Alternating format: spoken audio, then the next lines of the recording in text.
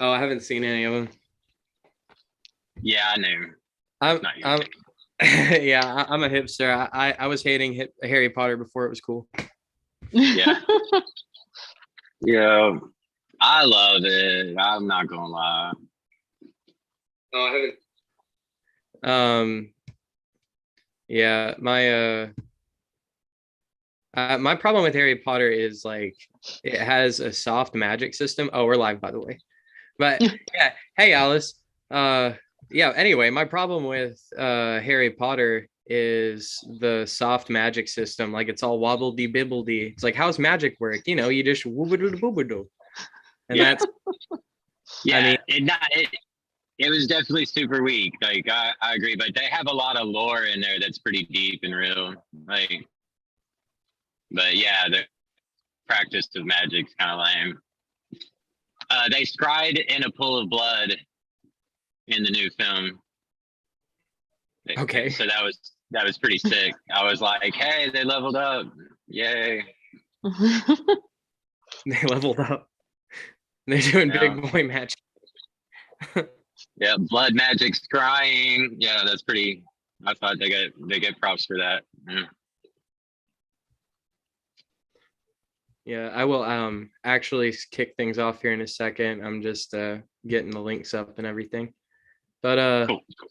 how's it going, Alice? You came at a good time. I got Emily Jared from the Dangerous Method, and Danny is here, and you remember Danny. What up? Um, we're here to discuss Mouse. Um, that's Maus.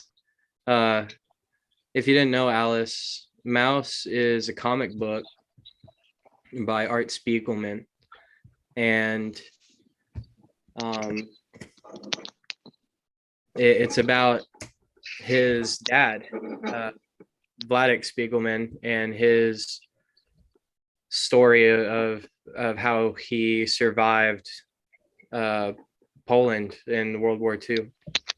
Um, it's also like a character introspection on art and like his dad and their relationship. That's like a really big component in the story. Um, hold that thought, Alice.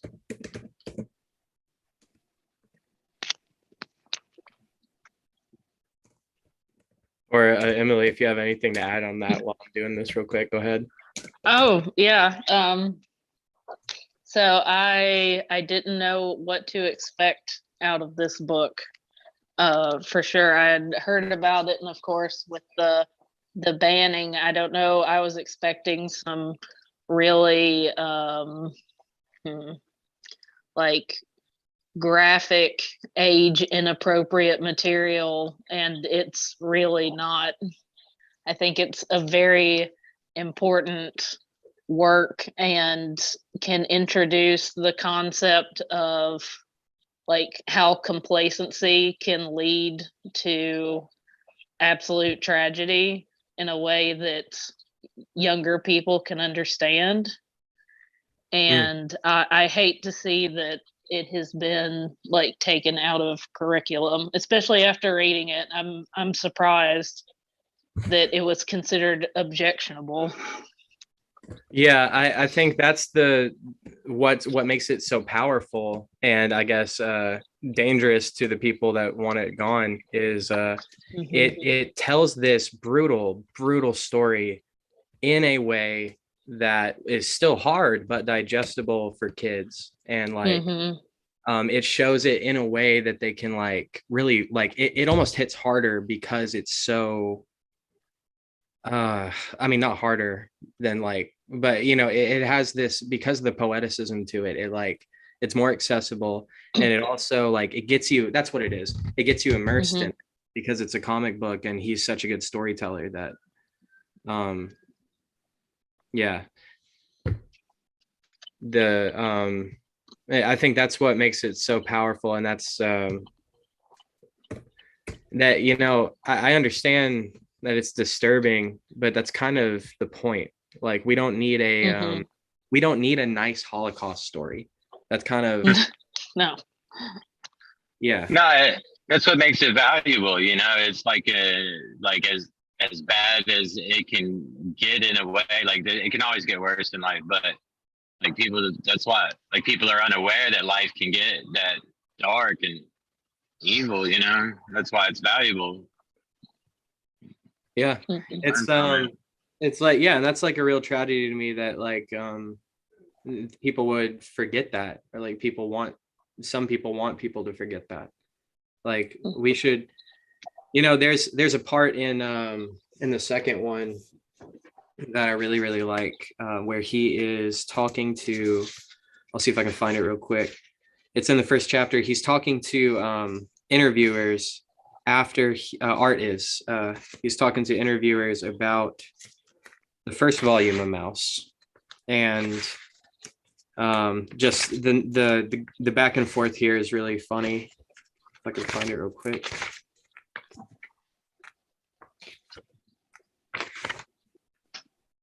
Oh, it's actually looks like it's in the second chapter. Yeah. So he opened up the second chapter by like narrating what happened after he released the first volume. He's like, I got movie deals, but I don't want them. Like they're trying to commercialize Mouse and like make merchandise, and he's like, I do not want any of that. And like, he's like, I'm just so depressed. And he's like, he's illustrated it because he's sitting on the back, or he's sitting atop a pile of dead mice, and it's like he feels like he's built his success off of this tragedy, and it's like a really profound way he did that. But then these reporters show up, and they're like, what kind of message do you want people to get from your book? And he's like, I don't know, it's just a story. And he's like, I wasn't trying to convince anyone of anything, I just wanted the truth to be out there. And this reporter says, the book is being translated into German. Many younger Germans have had it up to here with Holocaust stories. These things happened before they were even born. Why should they feel guilty? And he says, who am I to say? He says, a lot of corporations that flourished in Nazi Germany are richer than ever. I don't know, maybe everyone has to feel guilty, everyone forever. And I think that's the answer. And that one fucking hit me, where it's like, yeah, that's why this can't be banned. That's why we can't let that die, It's like, that's the least we could do. That, like, literally. It's hard not to get emotional talking about this book, but yeah. Can you hear me, Alex? I'm losing my signal a little bit. Yeah, we got you. That's how I'll feel if nukes go off with this situation with Russia, like guilty forever. Like, because I'm a part of this world where that like still happens. You know what I mean? Like that like perfectly describes how like I already feel that it's about to happen. But Yeah, I think there's like a really good quote somewhere, something like all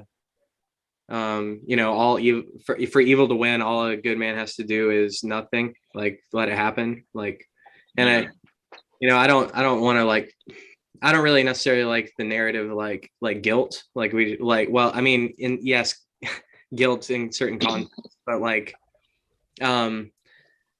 what I mean is like it has to be productive, I guess. It has to be like, okay, well, I can do something about this, I'm gonna change it. And I don't think like the guilt has to turn not into like moping, but like into like activism, into because we can all do more. And that's like the truth, Danny, is if nukes go off, we're not all directly responsible, but maybe we could have done more, maybe as just all of us. I spoke to a lady in Romania, and she understands like, that we're relatively powerless to a large degree, to influence world politics as, American regular Joes, like, and I told her, all I know how to do is to stay well informed and to share good information, and she seemed to be pretty fond of it, like all you can do is raise your voice, and say no, Mhm. it's wrong to kill people to get what you want, whether you're homeless or a czar or the president, it's like killing people to get what you want's wrong. Like, I feel like Mouse is the perfect thing to be in young readers' hands. It's the perfect book to be in a curriculum. was it in curriculum? Apparently it was, and which, I mean, it's funny, right? Like, I didn't know about Mouse till this whole thing happened, and then now it's been on like bestseller lists. Nice. Nice. So the irony is amazing. I love it. Nah, yeah, like if I ever get my book published, they're gonna ban it everywhere. Like, which is only gonna help myself. I'm gonna flood the Bible Belt with my book. Like, Yeah, I think for better or for worse, censorship doesn't really work. Like, nope.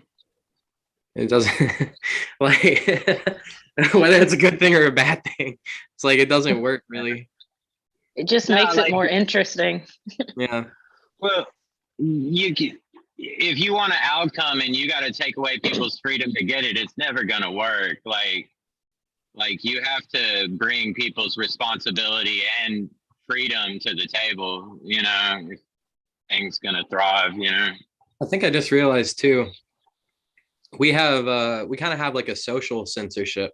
It's like, obviously, if you're hanging out with friends and someone pulled up a video, you're like, I don't know, I don't I don't want to like use an example, but like someone like tried to show you a video you didn't want to see in your house or something. It's like, no, there's boundaries. But like, but so that's like kind of like a social censorship. It's like that movie's gonna tank because it sucked. No one liked it. It's not gonna get played on the jukebox. But like I think where the issue is where we have like these corporations or government censorship, where it's like it doesn't connect with how people feel. That's never gonna work because people are just gonna find another way to have that media. Now you reminded me of why Elon Musk bought Twitter, like, because apparently he's like being an activist for freedom of speech. Like on the surface, that's what's going on. On the surface, that's what it was being said. I think only time will tell with that. Yeah. So yeah, I don't believe in, like you said, I don't really believe anything that mainstream media promotes. I think there's a power structure in place, and like the people that control the power structure control everything, and they'll muscle out anyone that has like disagreeing like viewpoints. So like either he's like in agreement with them, or it's like it's just not, whatever he's trying to do is not going to happen, whatever it is. Yeah. Maybe I'm like, I don't know, maybe that's extremely pessimistic, and I don't necessarily think other people should look at that way. I think I would like some optimism in my life. Yeah, it's funny. Maybe it's because I'm reading Mouse. It's downer for sure.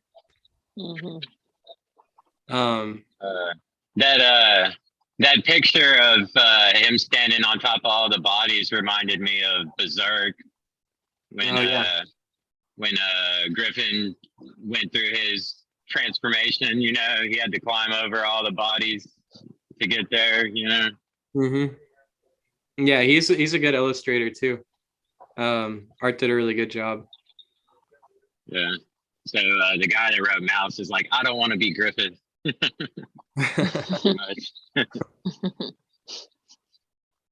Yeah, maybe we'll read Berserk at some point. I'm totally, well, reading Berserk is not really possible. It's like too much. You'd have to pick like a story part or something. Like We'll do Berserk's massive. we'll do 1 volume a year and finish it in like 30 years. There we go. Yeah, that's how that would go.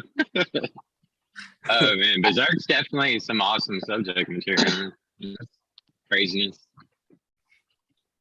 I don't know anything about that. Is that like a graphic novel series or a comic series? Mm-hmm. It's the guy that wrote it, he died recently, but he got like a PhD in psychology to write the story. He's like pretty famous. Like he never wanted to show his face. He always did his interviews, which he hardly ever did an interview. But he always did them like, you know, just audio only. And so he's this mysterious guy. And it's a story that it was supposed to encompass all of human experience and, you know, from love and power, powerlessness, and name it, like a whole spectrum of experience. And it's a psychologically fucked up roller coaster, just to be frank. It's craziness. It's very disturbing. I've got to check that out then. It's dear to my heart. Yeah, it's very special, but it's definitely not for kids. Yeah, it should not be in school curriculum. Yeah, it would be appropriately banned from school curriculum. What if I wrote in the 80s, they would have expelled me, like kind of book. Yeah. Right on. What kind of books would you guys like to see on the book club in the future? Like, what do you think would be fun? I think it would be totally ballsy to do something along the lines of like Brene Brown, like, and that's just me being like cutting edge of mental health kind of a thing, you know, because that would be totally unpopular. But we could do self-help. I'm kind of enjoying like I don't know, like classics or like historical like I guess I wouldn't do a lot of self-help, but like a tiny bit would definitely bad. That's an idea for sure.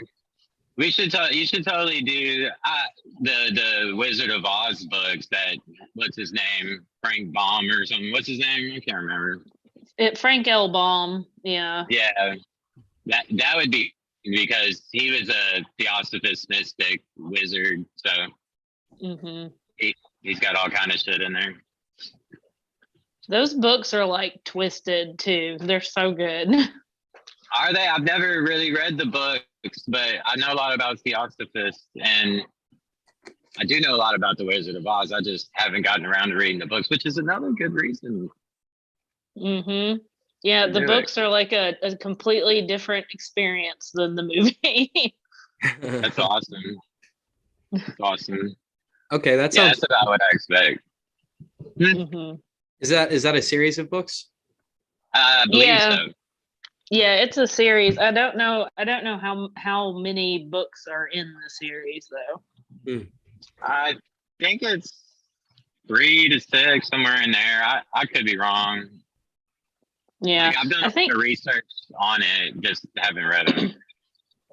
Yeah, they're pretty short from what I remember. It's been a minute. Okay. Yeah, the Theosophists are on some other stuff. Oh wait, you're talking pretty about awesome. I didn't realize you were talking about the Wizard of Oz books. Okay. I thought you were talking about the original.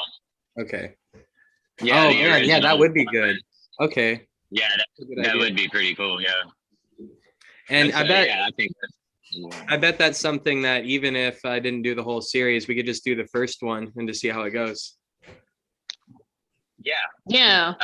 I think so. Yeah, dude. I mean, the Theosophists were, I mean, and still are like pretty amazing group of people. They're scary, but they're pretty cool. I mean, like the level of understanding they have of mysticism is, Helena Blavatsky was like a big Theosophist, right? She was the founder with one other guy, and he was like a war veteran from Europe somewhere, and he had like Tibetan, like Buddhist the training and whatnot. Like yeah, like the whole history of theosophy is far out. I named my second daughter after Helena Blavatsky Oh yeah, we were because I talking. like her so much. Yeah, I like to throw that out there every now and then. Yeah, she was a badass. Yeah, she definitely was a badass. She pissed off all the witches, telling how she conned all the warriors, selling their fortunes before she died. There's a That's part one of the in reasons she's a rock star. there's a part in Mouse you would like, Danny, because like one of the like there's a rabbi in there with the main character in Auschwitz, and he is when he first gets his number tattooed on his arm, um he is he's mortified, he's upset, and this rabbi is like no, see, like you'll survive, because he was looking at the numbers on his arm, and like he's like, no, those are lucky numbers. Not, he didn't say it like that, but you'd like it because you're really into Hebrew, numbers and stuff. Yeah. Oh yeah. Let's see if I can find it real quick. Yeah. Now I'm curious. I want to know the numbers. Yeah. In case you didn't know, Alice, another interesting thing about Mouse is all the Jews are mice and all of the Nazis are cats. And this was inspired actually by rhetoric that Hitler used. And so Art kind of used it in his own way to kind of like, yeah. Hey, that gives me chills. Yeah. Yeah, Art Spiegelman is a badass motherfucker. Yeah. Hitler was scary, man. Like I've read some of the stuff he had to say about why he did what he did, and that shit's frightening. Let's see. He believed the purpose of races was to battle for control and power. And that's why there were different races, and that as long as there were different races, there will always be war. That was his reasoning. That was a big part of it. Yeah, and like I mean, he was getting that out of like ancient belief systems. Like, does that mean he would eventually like try and make like the Aryan race the only inhabitants of Earth? I think that's where they were going with the whole eugenics thing. They were gonna bleed out all of the weak genetics and leave a super race on Earth. Yeah, like that's what they were. That was his direction, from what I found it. Understand. Cool. Let's see. He says, I was worn and shivering and crying a little, but from another room, someone approached over. Why are you crying, my son? Should I be happy? Am I at a carnival? Let me see your arm. Your number starts with 17. In Hebrew, that means Kaminyan Tav. I'm probably really fucking that up. 17 is a very good omen. He wasn't Jewish, but very intelligent. Oh, okay. It says he was a priest. Okay. It ends with 13, the age a Jewish boy becomes a man. And look, added together, it totals 18. That's Chai, the Hebrew number of life. I can't know if I'll survive this hell, but I'm certain you'll come through all this alive. I started to believe. I tell you, he put another life in me. And whenever it was very bad, I looked and said, yes, the priest was right. It totals 18. That guy was a saint. I never saw him again. It's funny how something that small, well, it's not funny at all, actually. It's interesting how like something that small like means everything when you're in that situation, because they had nothing to latch on to, no hope, and just something like that was enough to like get him through his days.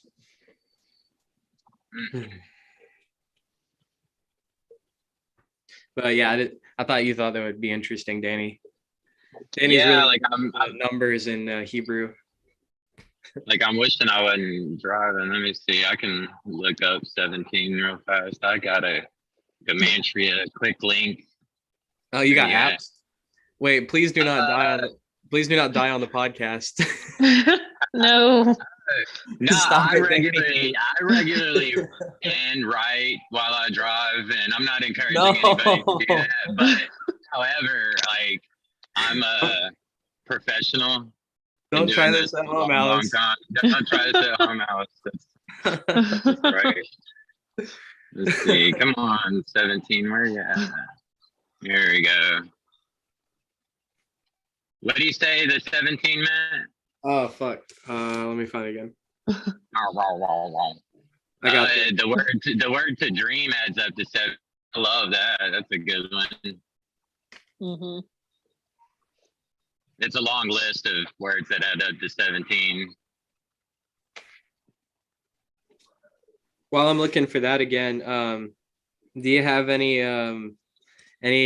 books that you'd like to see on the podcast, Emily? Oh, I was just sitting here thinking about that. If we wanted to, I'm a scientist. I majored in science and everything. If we wanted to get a little sciencey up in here, we could throw in some Stephen Hawking books because they're so accessible. And I mean, I'm not like a theoretical physicist or anything, but they're so accessible.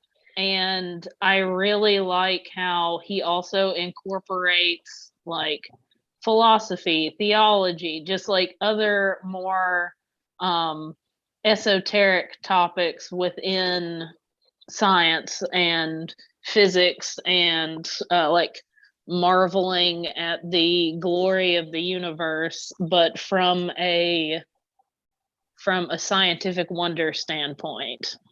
So I would love to discuss one of his books. That sounds really fun. Yeah, I read the A Brief History of Time, and that was definitely a phenomenal book. Yeah, that one's my favorite of his. I think he was a special guy. Like people tried to say he didn't believe in God. I'm like, I don't know that you paid close enough attention to how that guy thought. He just wouldn't get in your box, you know. Mm-hmm. Like, he was like so intelligent with what he thought about the universe that I don't know. I didn't like people trying to label him in any way. Like that dude was in a league of his own as far as belief goes, you know. God, like magic, is a very frustrating word because no one can seem to agree about what it means. No one, like, what is magic? What is God? Like, who the fuck knows? These are made up words. Yeah. No, that's a good point. Like everything has a place where it fits in a net, you know, and everything's contextual and circumstantial, you know. Yeah. Like, so you got to have like the frame of reference for how somebody used the word, you know. Mm-hmm. I found the page again. So he says, yeah, what do you say, 17 minutes? He says your number starts with 17. In Hebrew, that's Kaminyan Tav. 17 is a very good omen. Kaminyan Tav. I wonder. I could spell it for you. Nah, I'm looking at the Hebrew, so it can only be a couple of letters. That's kind of hard to do while I'm driving. Stop it. I see the Danny, it's not worth it. And it says it says so the full number is 175113, and he says starts with 17. 17 is a very good omen. It ends with 13, the age a Jewish boy becomes a man, and look, added together it totals 18. That's Chai, the Hebrew number of life. Nice. Yeah. 18 is the Hebrew number of life. That's what he said. I'm gonna have to look into that.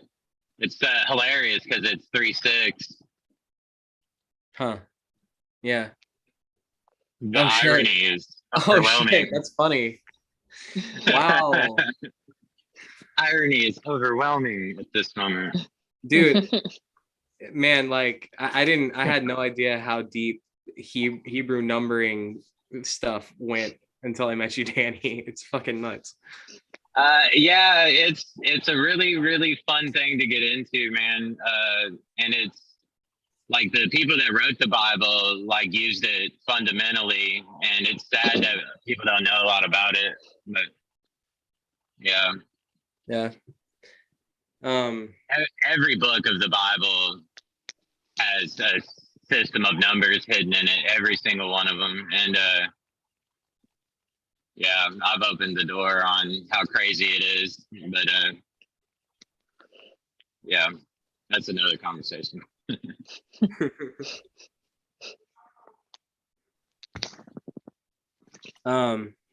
You know, just as an observation, it seems like a long time ago, religious zealots kind of ruled the world, like Dark Ages. And in some areas they still do. But now it's like, I feel like if you look at the last maybe like 100, 200 years, it's like religious people are like really discriminated and like punished, and it makes it look like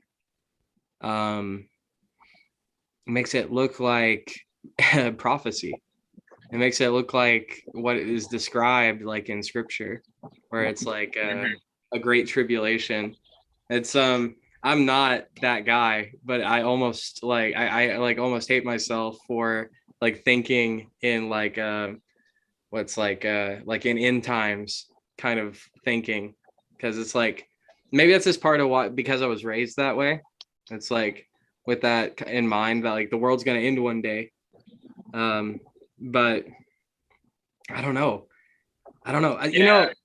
You know, there is a lot going on right now, but I bet every generation before us has felt like that too. Oh, absolutely. I mean, like World War I and II. I mean, imagine, you're a Bible thumping kind of guy. Like, of course, you would think it was Armageddon, but it wasn't. Like, Yeah. and it did bring in the new age. Like, that's the whole.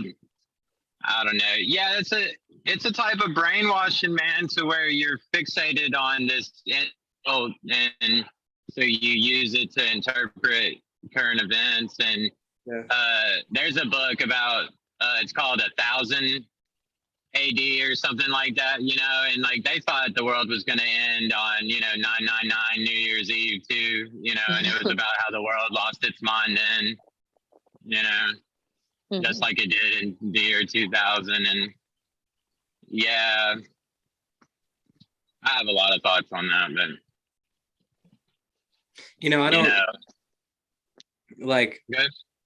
we I mean, I was just gonna say we've all heard horror stories about World War II, but like I don't think I really and I still don't, obviously, but I have much. Well, I guess what I'm trying to say is I have a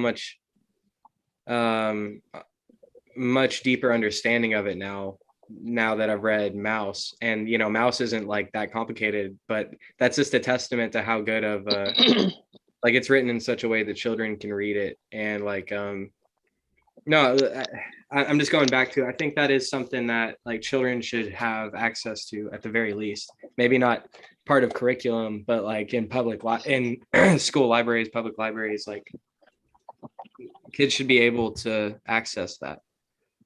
Yeah. There's a problem with like, I guess this is kind of like a greater issue, but some things should disturb you. Some things should make you comfortable, and you should read it anyway. Like, man, I was just reading about a Buddhist word for experiencing the suffering of others, and like making it your own. And it's like a real important thing. But like the Elephant Man, the Disney film that was really old, like that, I saw that when I was like 6, and I cried hysterically. Elephant Man was a Disney movie? Yeah, I believe so. Yeah. I gotta look this up. Are you Yeah, and fucking? he's all deformed, and they're like smashing He is- bottles over his head and stuff. And I just never Mhm. seen people be so cruel to a person before. And like, I mean, and to this day, I can feel that pain like it was my own. And there's a lot of films like it that touch on that same thing to ignite human compassion, like it, because that's what it does. And like real love is found through there, pretty much.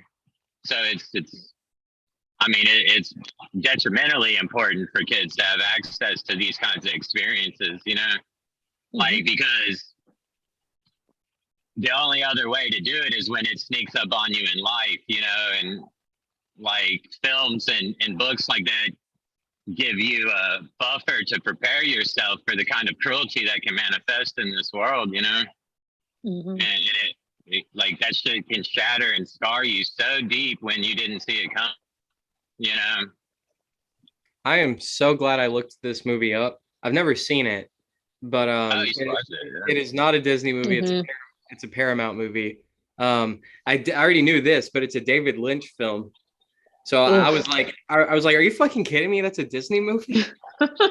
I was gonna say if that's true, Disney or Elephant Man is my favorite Disney princess, but it's not true, Danny. You got my My bad. I wonder how I got it crossed over with Disney somehow. I remember being shocked when I heard that it was a Disney film. They may have just been on Disney Plus or some shit. Like, but the Mm. other apparently Anthony Hopkins is in it. Is he Elephant Man? dude, I thought that movie was really old. Are you sure you're looking at the original film? It says Yes. it has Anthony Hopkins in it. Yeah, I mean, he would have been young, but I mean, he's Oh obviously an no, old dude. that's what it is, Danny. It's not that old. It's a David Lynch film, and all, or not all of his stuff, but a lot of his films were black and white, even though it was made in 1980. It was made in the 80s. Oh, wow. That explains a lot. Like, have you seen Eraserhead? That's really a David Lynch Oh. film. Yeah, it's a Uh, fucking David Lynch film. Yeah. I don't want to skip over David Lynch because that guy he's special, and Oh yeah. like I He's really, something, all right. Wait, hold on. Let me interject real quick. Did you guys know he makes music? he does a lot of weird stuff. To know about Hmm. he's doing all kind of stuff, but yeah, no, I think I might have heard that he makes music. Yes, I would love to play it for you guys, but I'll get copyright and my video get taken down. I'll send you a Mhm. link. It's not good. that's hilarious. I'm sure it's not. He also like during the pandemic, the early years of 2020, he got on I think Instagram and just read the weather every day. So might want He's to definitely a look for weirdo. that. That's funny. Yeah, he's definitely a weirdo, but Yeah. I don't know. Like Twin Peaks, he was like bringing together some weird esoteric stuff with some Tibetan mysticism, and he gets props for that. Like by all means, Mhm. like, Yeah. Eraserhead like ruined my life for a while. I've seen that movie I've, once and I'll never watch it again. I've never seen it. Oh, it's fun. I showed it to my little sister when she was young. Mhm. It He's wasn't a good. Don't do that, they're Alex. making a movie about Steven Spielberg and David Lynch is in it. They're calling it The Storyteller or something like that. These people know about this wizarding form of literature that I've been writing about. Hey, For I sure. think I found it. Emily, is this it? Let's see.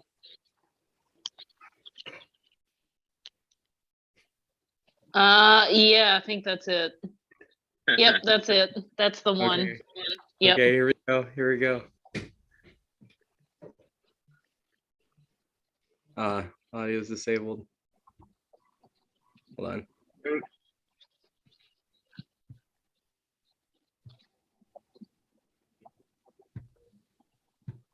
Good morning. It's May 18, 2021, and it's a Tuesday. Here in LA, cloudy morning, slight breeze blowing, 59 degrees Fahrenheit, 15 Celsius. This morning, I was thinking about the year 1962 and little Eva singing Locomotion. This afternoon, we'll be going up to 73 degrees Fahrenheit, around 22 Celsius. And it looks like the clouds are going to burn away by late morning. And after that, we should be enjoying those beautiful blue skies and golden sunshine all along the way. Everyone, have a great day. Oh my God. Amazing. Good morning. That was the best thing ever. Like, I love him so much. Yeah. I'm so curious to know if there was like alcohol involved with that or not. Dude, hold on a sec. Did you not see? Look at this. He's got a bunch of them, dude. Oh my God. What? See, get the thumbnail the same. Wow. How does he do that? That's impressive. Holy shit. Man is consistent. Hilarious. This man is consistent as fuck. I bet he takes an hour every morning to line up the shot exactly. Yeah, I agree. It's funny. How many of these does he do? Holy shit. I mean, a lot. Whoa. Oh, there's a quick He's definitely one of my more likable figures in Hollywood. The guy's a trip for sure. He crazy. Mm-hmm. That's a lot. 286. Oh, wait. Hold on. Please subscribe to the David Lynch Theater YouTube to continue receiving the weather report. You can also Okay, let's see here. So he got moved to YouTube? I think, yeah, like he's still doing it, but it got moved to YouTube. He's crazy enough to be some kind of subliminal message like scattered across like all of them. Like he like randomly started talking about 1962 or 52 for a second. What'd he say?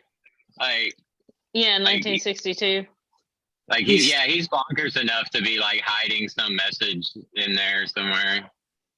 I can see that. Wouldn't put it past him. And now he has numbers. Like today's number is. We got that too. Hold on a sec. This one's from this morning. Hold on a sec. It's April 27, 2022, and it's a Wednesday. Here in LA, a cloudy morning, a slight breeze blowing, 57 degrees Fahrenheit, around 14 Celsius. Today I was thinking about the song White Rabbit by Jefferson Airplane from the year 1967. What the fuck is happening? Afternoon, it'll be going up to 72 degrees Fahrenheit, around 22 Celsius, and it looks like we're going to have clouds till mid-morning, and then after that, we're going to be enjoying once again beautiful blue skies and golden sunshine all along the way. Everyone, have a great day. What are the comments like on this? Yo, this dude's onto something. What the fuck? Yeah, like that's David Lynch for you, man. Mm-hmm. He just knows things. Yeah, the dude is definitely deep. I mean, Pretty normal comments. He's surfed through Hollywood without. I've not heard of a scandal really. Like, Yeah. that's not easy to do because he's been You know what's funny? floating with all the piranhas for a long time, I'm sure. You know what's Mhm. funny is the really expressive people that are weird openly about how weird they are. They're not hiding anything. It's usually the people that fucking scare me are like the American Psycho, like white collar, like clean cut. Like you scare the shit out of me. What are you hiding? Yeah. Okay, so this is today's number. So Danny, get ready. Yeah, I'm ready. David Lynch is going to tell us the number of the day. It's gonna be 17, and we're gonna trip. No, I'm just kidding. Oh shit. Here we go for today's Oh, number. exciting! He's It's got a April jar. 27, 2022. 10 balls. Each ball 10 has balls. a number. Numbers 1 through 10. Oh, Swirl the numbers.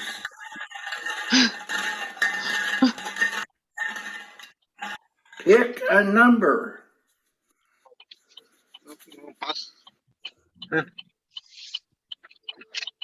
Today's number is 9. What will tomorrow's number be?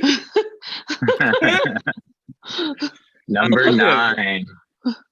I love him so much. Yeah. Wow. Yeah, he's pretty awesome. Mulholland Drive is a neat movie. The Lost Highway is a neat movie. I don't remember if I like was stoned when I watched Mulholland Drive or if that movie was stoned when I watched it. But yeah, it's weird for sure. I couldn't tell you what happened except that 2 girls made out, and that was what I remember about that movie.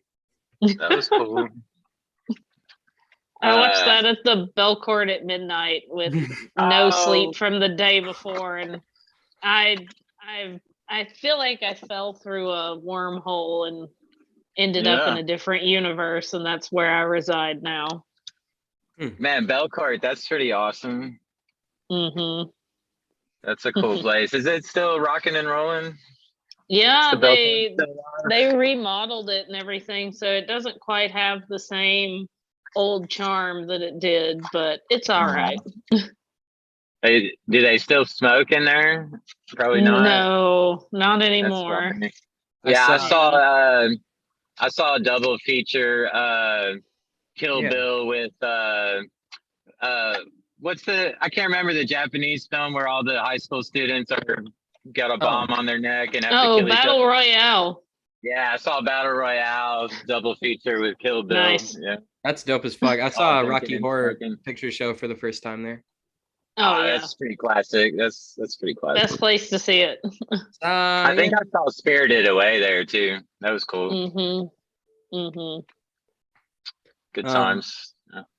Speaking of science fiction, I think it's time to announce what we're reading next month.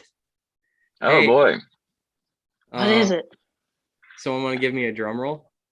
It doesn't have to be good. I can't do it. She's a musician. I heard it. Let's see. I have a microphone on. I can tap on the microphone. Yeah, do that. There you go. I can't even tell if it's coming through. There, I made a sound. That's perfect. There, yeah. Okay. There you go. So, we're reading Slaughterhouse 5. Nice. I've read this one before, but it's in theme with Animal Farm to Mouse was an easy choice for me. It's political and it has animals in it. Depictions. And I thought too about how Art probably got inspiration from Animal Farm when he wrote Mouse. But Slaughterhouse 5, if you didn't know, Alice, is about it's also a World War II story. Except spoilers, this one has aliens in it.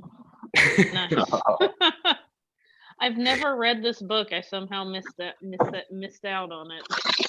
So the other great thing about Slaughterhouse 5 is it's not a long read, and it's very good. Nice. It's funny because it'll start you in one place, and unless I'm an asshole and I just told you, you would never guess where it's going to take you.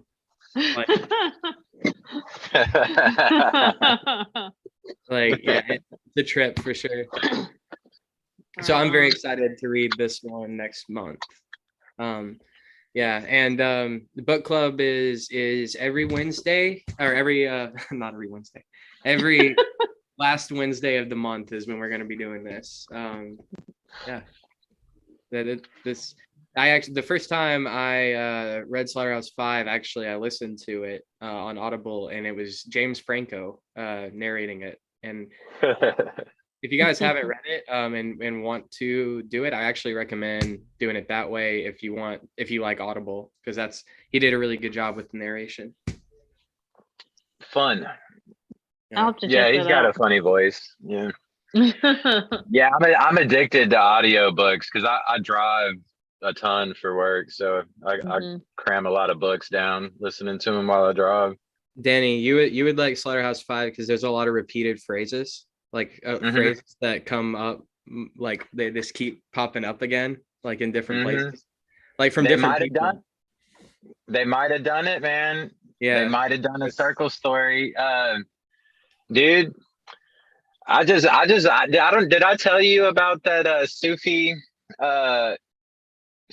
Hindu yogi romance book where they were making geometric forms out of the story? We were talking about that a little bit. Yeah. Like, yeah, you can really take this craft of writing a story in a circle and matching events and phrases in the circle like really far. I mean, like, I'm like so suspicious like how unaware the world is of ancient writing that does this, because it's like such an obscure art form that was pretty much lost and rediscovered, Yeah, but yeah. No, this is an entire rabbit hole that we'll revisit, but basically, Alice, the Bible and other great Hebrew literature, a lot of them are golems. It's ancient Jewish magic where the Bible talks about this is the living word of God. It's because they did a specific type of writing style in order to make a living work. It's a form of spellcasting, and that's kind of not what we're supposed to be talking about, and kind of an entirely different rabbit hole, but little teaser for the next episode me and Danny do. But literally, like, the rabbit hole as Carol was talking about is that circle, dude. It's a portal to another world where, you're the spirit passing through the portal and into a new body, man. Like, it's so far out. Yeah, thanks for bringing up Alice in Wonderland, because you're right. It's not just the Bible. It's a lot of great works that have done this chiastic storytelling where it encompasses about Arabian Nights, the Iliad, Homer's Odyssey. Like, yeah, there's a bunch of them. I'll be right back to pee. Go ahead. Props to David Lynch for talking about the white rabbit on his mind this morning, since we're talking about the rabbit hole. He joined us telepathically. He did. We got David Lynch in the house. Super cool. Yeah, his stuff fascinates me. Like, it feels like you're always, whenever you're experiencing his movies or like Twin Peaks, it feels like you're on the verge of some sort of amazing breakthrough, but it never quite spells it out enough to just like push you over the edge. So you're kind of left to your own devices with his stuff. Yeah, I got into some people trying to interpret some of his stuff, and it gets pretty far out. People are like, and did you see the carpet? This carpet was this type of carpet, and that character like said this phrase, and I'm just like, oh my God, my brain's gonna melt. Like the Bible, Alice in Wonderland is something you could read 1,000,000 times and still find something you didn't see before. There are people that like the Bible devote like their lives to studying Alice in Wonderland. And I have a really good book that is somebody that dedicated their life to studying Alice in Wonderland. I'll say the name of it here in just a second. And it's super cool. brings out all the different myths that he unified, which is a biblical practice, like the Roman Catholicism, like they mixed a bunch of different religions together, and then so did the beginning of the Islamic faith. They mixed together a bunch of tribal beliefs about genies and stuff. But let's see, where'd the name go? It's called Alice's Adventures in Wonderland Decoded by David Day. It's pretty good. Sorry. They bring out a whole lot of I mean, it's insane how much stuff is in Alice in Wonderland. I mean, I would have never, I don't know. Yeah, gosh, I forgot your name. I'm so sorry. Emily. Emily. Yeah. Sorry, I'm bad. I'm okay. old. But yeah, so I was really dissecting the Torah and the 6 days of creation, and I realized that God is staring at his reflection in the surface of the water and then passes through into the water with his spirit that says, "Let there be light." And I'm like, whoa, he went through the mirror. I'm like, oh my God, Lewis Carroll knew, and I was like, I was like, so I looked him up because I was seeing all this mathematics and stuff hidden in the text of the scripture, and Lewis Carroll ended up being a advanced mathematician, like seriously advanced. He designed some math trees, which I don't know what that is, that they still use today. I mean, yeah, he was gifted, and he was an Oxford theologian, so he had the perfect background to figure this thing out. And so I was like, oh, I know he's hiding messages in there for me to help me figure out what's going on with the Bible. And sure enough, like that's exactly what was going on. But it sounds crazy. But he's a very smart and interesting fellow. Well, was, but they'd have killed him if he would have outright said what the Bible was. Like, yeah, he was like 1750s. They'd have killed him. Oh yeah. What's funny is like the Bible is full of magic, and like every year they all get together and they drink the blood and eat the flesh of Christ in a giant blood ritual. But to be possessed by him, like magic's like by the church. Yeah, no, yeah, like when they gave people back during the Reformation, they were like, on the condition that you'll burn witches for doing magic. Like, true story. Yeah. Like they don't want the people to know, and then, I don't know, like once you start to deal with the Bible as a book of magic, we're really getting into this. Yeah, like it's undeniable, that like the whole thing is a book of magic and spells, and it's nonstop wizards like vying for power, like the whole thing. Yeah. I don't know. It just becomes obvious that they've taken the power of magic for themselves to rule the people, and they don't want the people to have it, pretty much. It's really frustrating to me that the people that propose to be Christians and like propagate the Bible know very little about the Bible on average. Yeah. Like, why do I know more about this than you? Like, that's not right.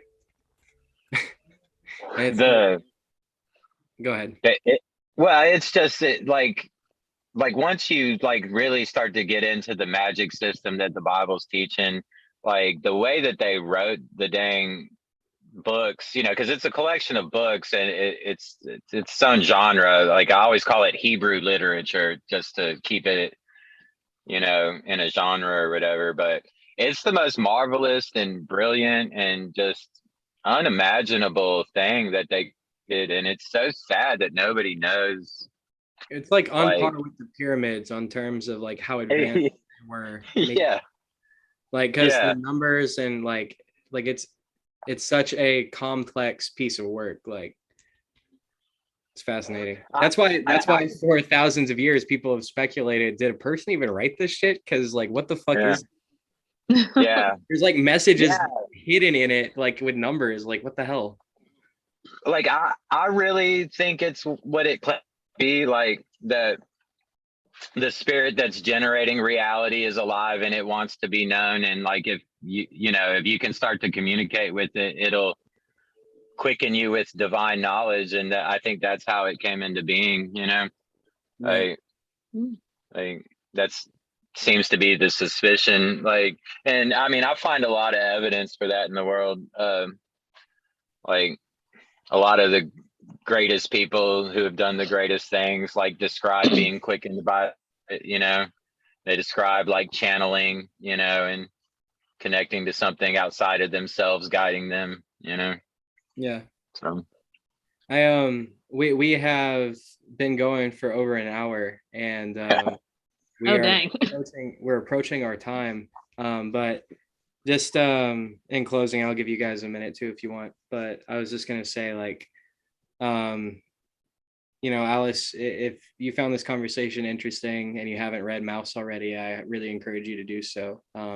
Feed your head, as the Dormouse said. Still stuck on how David Lynch said he was listening to White Rabbit by Jefferson Airplane. Yeah. But Alice, Yeah. feed your head, now more than ever, like, especially the books they don't want you to read, go read those. And yeah, just make your head big, just start eating books. Absolutely recommend that. Like, when you get that urge to be unfulfilled by looking at your social media again, like open your Kindle, eat something, eat better food for your mind. Yeah, by all means. Emily, Danny, thank you both so much for being here. I appreciate it. Thank you for putting this together. Yeah.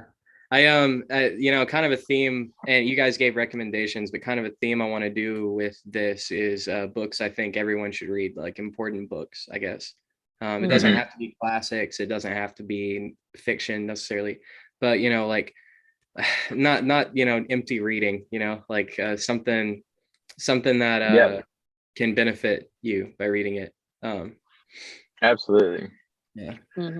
And like in the own small way, what we're doing right here is really important, and I really appreciate you both being here. Before we go, Emily, do you have anything you'd like to add?